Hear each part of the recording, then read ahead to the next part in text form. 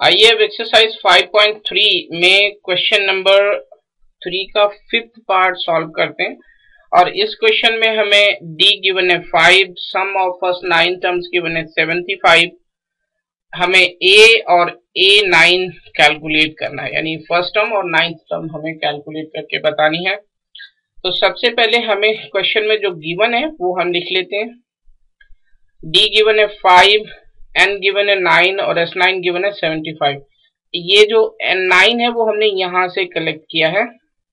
और अब हम सम ऑफ फर्स्ट n टर्म्स के फॉर्मूले को यूज करके a कैलकुलेट करेंगे, यानी फर्स्ट टर्म कैलकुलेट करेंगे। और सम का फॉर्मूला होता है n/2 into 2a plus n-1 into D.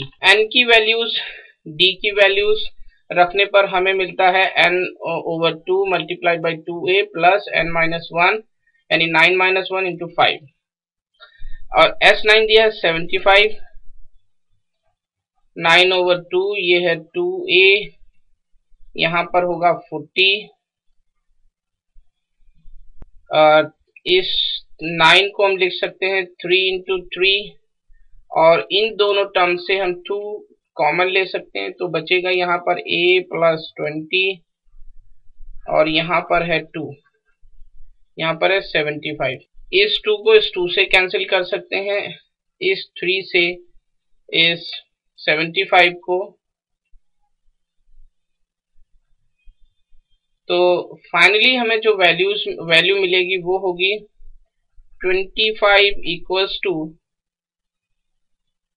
3a plus 60, यानी 3a is equals to 25 minus 60, this means minus 35। 3a is equals to minus 35, तो a की वैल्यू हमें मिलेगी माइनस 35/3।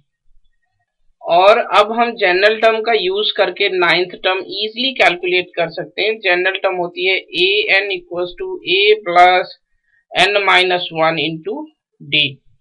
n की वैल्यू है 9,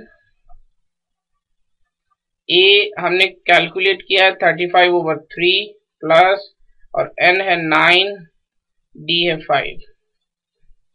इसको कैलकुलेट करेंगे तो ये होगा 35/3 प्लस 40। फाइनली ये वैल्यू होगी माइनस 35 प्लस 120/3,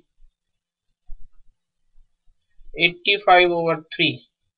सो 9th टर्म जो है वो है positive 85/3। So this is the solution of the question. Thank you.